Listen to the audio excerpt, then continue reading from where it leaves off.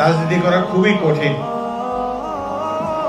আমি লালমোহন এবং তজুমুদ্দিন দুই থানায় খুঁজে বেড়াচ্ছি একজন দুজন সৎ মানুষ, যাদেরকে আমি দায়িত্ব দিলে দায়িত্বটা পালন করবে, যারা ন্যায় বিচার করবে, অন্যের সম্পদ আত্মসাৎ করবে না, গরিবের উপর জুলুম করবে না, সবসময় ন্যায় বিচার করবে।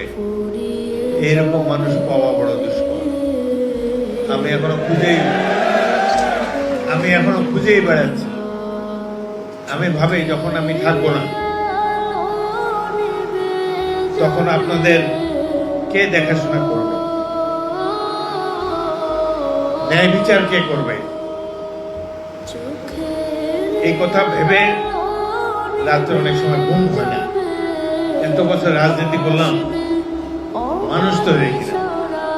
যাকে ক্ষমতা দেব সেই হয়তো চাঁদাবাজি করবে, কিংবা অন্যের জমি দখল করবে, অন্যের টাকা নেবে, নানাভাবে নিজের অর্থ সম্পদ করার কাজে ব্যস্ত হয়ে যাবে। রাজনীতি করতে টাকা লাগে, সব রাজনীতিবিদরা কেউই ফেরেশতা না। তবুও একটা বিশাল এলাকা, দুইটা থানা, এখানে যদি ন্যায় বিচার না থাকে তাহলে তো মরেও আমি শান্তি পাবো না। এখন আপনাদের উদ্দেশ্যে বলতে চাই, স্পিকারের পদটা খুব সম্মানের পদ। এই 18 কোটি লোকের রাষ্ট্রের তৃতীয় ব্যক্তি, প্রেসিডেন্ট, তারপর প্রধানমন্ত্রী, তারপর স্পিকার। কিন্তু স্পিকারের কোনো কাজ দেওয়ার ক্ষমতা নাই, চাকরি দেওয়ার ক্ষমতা নাই, টাকা পয়সা দেওয়ার ক্ষমতা নাই। স্পিকারের খালি সংসদের মধ্যে হা বলুন না বলুন এড়ে আছে,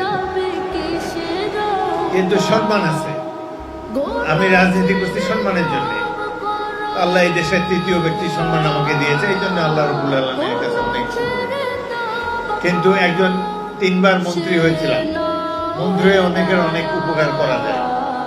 আমার মন্ত্রিত্বের সুবাদে অনেকে বাড়িঘর বিল্ডিং করে বসে, মার্বেল পাথর লাগায় বসে, আমার সাহায্য নিয়ে তো করছে, আমার অনুকূল্যে করেছে। এখন আর সেই সুযোগ নাই। স্পিকার কাউকে এরকম বড় লোক বানাতে পারবে না। তবে সেজন্য আপনার মন খারাপ করবেন না। আল্লাহ একদিক দিয়ে ভালো করছে। মন্ত্রী হলে তো মানুষের চাপে আমি অস্থির হয়ে যেতাম। এটা দাও, এটা দাও। অনেক সময় আইন বহির্ভূত কাজও করার জন্য বাধ্য করে লোকজনে। এখন আর এইসব ঝামেলা নাই। ঝামেলা মুক্ত ভাবে আল্লাহর কাছে ফেরত চলে যেতে পারবো। আপনারা সম্মানটাই তো সবাই উপরে মনে করেন। তো আপনাদের ছেলেকে, আপনাদের সন্তানকে, আপনাদের ভাইকে আল্লাহ রাব্বুল সম্মান দিয়েছে, এতেই আপনারা খুশি থাকেন। অর্থবিত্ত এইসবের কোনো লোভ করবেন না। তকদিরে যা আছে তাই তো হবে। আপনার ভাইকে যদি অর্থবিত্ত না থাকে, 1000 মানুষ চেষ্টা করলেও করা যাবে না। আল্লাহ যদি কবুল করে আপনাকে, তাহলে ওটার উপরে কিছু চলবে। আর আমি আসার আগে এই দেশে মানুষ ভাত খায় নাই। আমি আসার আগে অনেক লোক রাজনীতি করছে, তারা কি না খায় ছিল নাকি? সুতরাং আল্লাহ রাব্বুল আলামিন একটা ব্যবস্থা করবে। আমাকে কোনো অন্যায় কাজ করার জন্য অনুরোধ করবেন না।